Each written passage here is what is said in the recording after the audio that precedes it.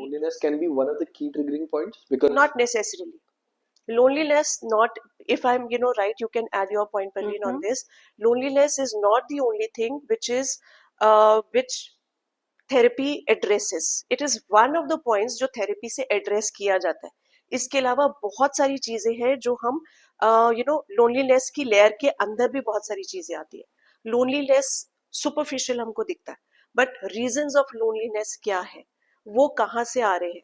So when you go for these therapies, you go to the deep rooted seed inside. You treat the seed then. तो ऊपर की चीजों को आप superficially treat नहीं करते हो. See there comes the difference between different modalities of treatment, right. आप मेडिसिन ले लो, एलोपैथी ले लो, होम्योपैथी ले लो, then you take these therapies. So these therapies which provides you with medicine, they are brilliant, क्योंकि आपकी इमीडिएट जो प्रॉब्लम है उसको एड्रेस करके उसको रेस्ट करती है, राइट. अगर आपको फीवर है तो फीवर के अंदर आप थेरेपी लेने के लिए जाओगे, आपको लंबा टाइम लगेगा ठीक होने के लिए. उतना पेशेंट एक इंसान को होना चाहिए. तो आपको फीवर है, पैरासीटामोल लिया, आपने कोई मेडिसिन ली, उसको ट्रीट किया, वो ठीक हो गया.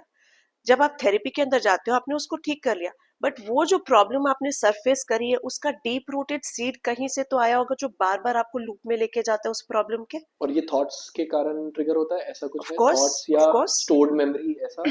Yes, absolutely. अगर हम इस सिस्टम को देखा जाए, जैसे ज्योति ने बताया, फीवर आना या लोनलीनेस फील होना या कोई एक डोमिनेंट इमोशन फील होना, डिस्कनेक्ट फील होना, ये सिम्टम्स है. अच्छा. So this is symptoms. And जब हम देखते हैं कि when we go to the root cause, जैसे उसने बताया, from the time we are at our mother's womb, inside our mother womb, till whatever life you have experienced, हमारी एक मेमोरी क्रिएट होती है which is called as subconscious memory.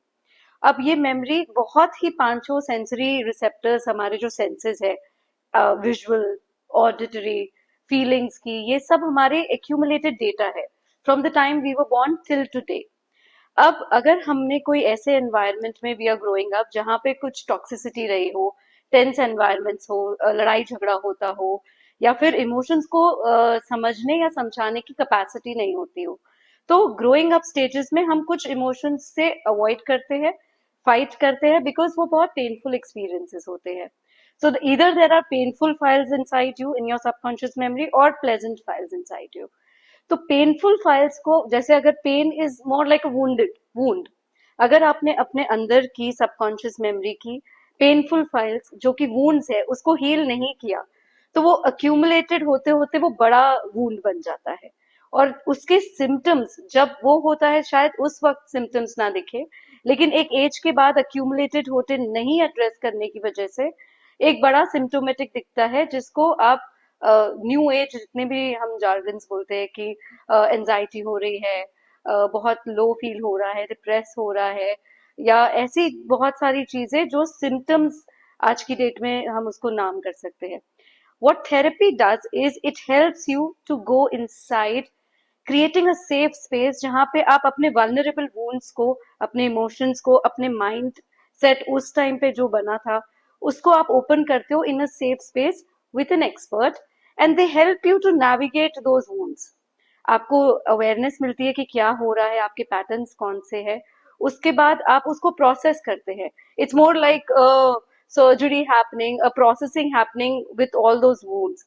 अगर expression required है, कैथार्सिज्म required है, इसका मतलब कि उस बॉडी को कुछ रिलीज करना इंपॉर्टेंट है उस जगह जो सप्रेस हुआ है, या फिर आपको मेंटल शिफ्ट की जरूरत है, क्योंकि हम 95% और हमारा जो रेगुलर बिहेवियर है वो वहीं से आता है.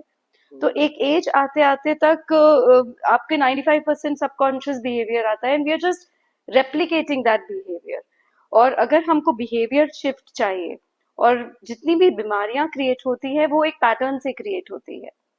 So if you really wish to shift your lifestyle, आपको डिजीजेस शिफ्ट करनी है, आपको हैबिट्स शिफ्ट करनी है, so you have to look within कि वो रूट कॉज क्या है, वो पैटर्न्स कौन से हैं जो अंदर आपके बने थे, and that is where deep therapy work helps. अब इसके 3 पैरेलल वर्टिकल्स हैं, माइंड, बॉडी एंड इमोशंस और एनर्जी.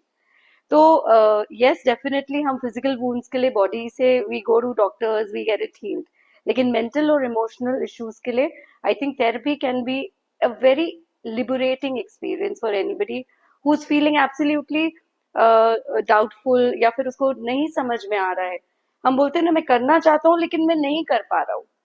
So दो जो नहीं कर पा रहा हूँ is where the subconscious work can be done and it can be released and reframed कि अभी मुझे कैसा चाहिए. अभी मैं इस एज का हूँ, मुझे अभी ये डिसफंक्शनल बिहेवियर से फंक्शनल बिहेवियर में कैसे आना है, कि कैसे मैं अपनी लाइफस्टाइल चेंज कर सकता हूँ, हैबिट्स चेंज कर सकता हूँ. गुस्सा आ रहा है तो क्या कहाँ पे से आ रहा है, उसको रिप्लेस करके अब मुझे कैसे रिस्पॉन्स करना है इसको करंट इस wherever you are in your life at whatever age. And that is where therapy really works on deeper levels for changing your behavior and your outlook towards how you look at life. Okay.